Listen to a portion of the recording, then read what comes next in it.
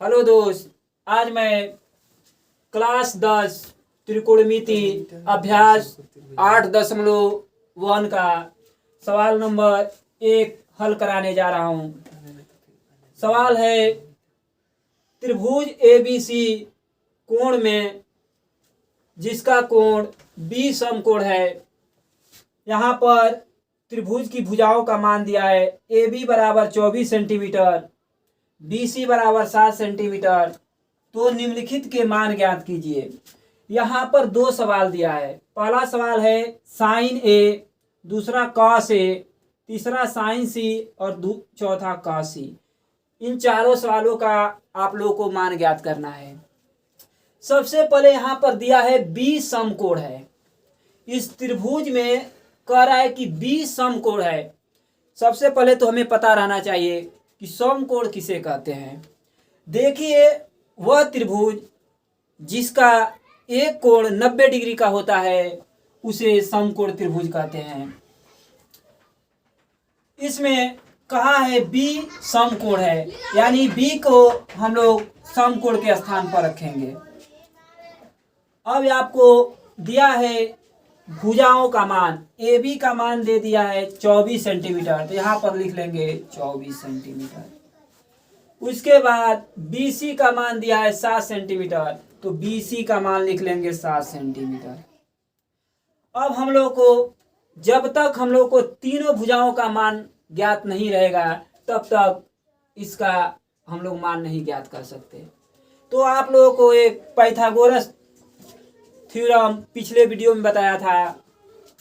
सूत्र था कर्ण का वर्ग बराबर लंब का वर्ग प्लस आधार का वर्ग। यही सूत्र था। तो 90 डिग्री के सामने वाली, आपको ये ध्यान देना है, 90 डिग्री के सामने वाली भुजा हमेशा कर्ण होती है। यानी बड़ी भुजा, बड़ी त्रिभुज की बड़ी भुजा हमेशा कर्ण होती है। अब इस सूत्र के सहायता से हम लोग तीसरी भुजा का मान ज्ञात करेंगे। देखिए, यहाँ पर कर्ण का मान नहीं दिया है, तो हम लोग लिख लेंगे कर्ण का वर्ग बराबर लंब। देखिए, ये वाला आपका लंब होता है और ये आपका आधार होता है। देखिए, लंब कितना है 24, तो 24 का वर्ग लिखेंगे प्लस आधार का वर्ग। आधार के स्थान पर है 7, तो यहाँ पर लिखेंगे 7 का वर्ग। इस प्रकार हम लोग 24 का वर्ग लिखेंगे। मैं आप लोगों को पिछली वीडियो में शॉर्ट ट्रिक के माध्यम से वर्ग करना बताया था। देखिए कैसे 24 का वर्ग निकलेगा। पहले 4 का वर्ग करते हैं, तो 4 का वर्ग होता है 16। इकाई के स्थान का वर्ग करेंगे, फिर दहाई का स्थान का वर्ग करेंगे, 2 का वर्ग करेंगे, 2 दूना के 4 होता है। उसके बाद एक अंक छोड़कर इन सभी का आपस में मल्टीप्लाई कर देंगे। 2 इंटू 4 इंटू 2। देखिए, 2 चौके 8 दूनी 16 मल्टीप्लाई, इन सभी का आपस में मल्टीप्लाई करने पर 16 आ रहा है। इन सभी को जोड़ देंगे, 6 6 7 4 1 5। इसका 24 का वर्ग आया 576। यहाँ पर लिखेंगे 576 प्लस 7 का वर्ग। 7 का वर्ग 49 होता है। इन दोनों को प्लस है तो जोड़ देंगे। 9 में 6, देखिए जोड़ते समय पहले से पहले को जोड़िए। 9 में 6 जोड़ेंगे तो 15 हो जाएगा। 15 का 5 हासिल 1 लगा। 4 में 7 जोड़ेंगे 11 होगा। 1 हासिल, 12 का 2 हासिल, फिर लगा 1, फिर 5 है और 1 हासिल बचा। 5 1 6, 625 को जोड़ने पर 625 आया। ये हमारा कर्ण का वर्ग 625 आया। लेकिन हम लोग कर्ण का मान चाहिए, तो कर्ण वर्ग हटाएंगे तो ये हमारा करणी में जाएगा 625। और 625 का वर्गमूल होता है 25। कितना होता है 25। इस प्रकार हम लोग का तीसरी भुजा कर्ण का मान आया 25 सेंटीमीटर। अब आइए सवाल को। पहला सवाल क्या था, साइन A। क्या मान ज्ञात करना था, साइन A। तो आपको सूत्र बताए थे कि साइन थीटा बराबर सूत्र होता है लंब बटा कर्ण। क्या होता है, लंब बटा कर्ण। अब ये आपको ध्यान देना है किसको थीटा मान रहा है, यहीं पर आप लोगों को ध्यान देना है। जिसको थीटा मानेगा उसके सामने वाली भुजा हमेशा लंब होती है। और ये तो ए को यहाँ पर ए को थीटा मान रहा है तो इसके सामने वाली भुजा क्या हो जाएगी, लंब हो जाएगी और ए आपका आधार हो जाएगा। ए कभी बदलता, कर्ण कभी बदलता, बड़ी भुजा कभी नहीं बदलती है। तो देखिए साइन ए यानी लंब बटा कर्ण, लंब कितना है 7 है, बटा में कर्ण कितना है 25 है। देखिए साइन ए का मान क्या आया 60/25।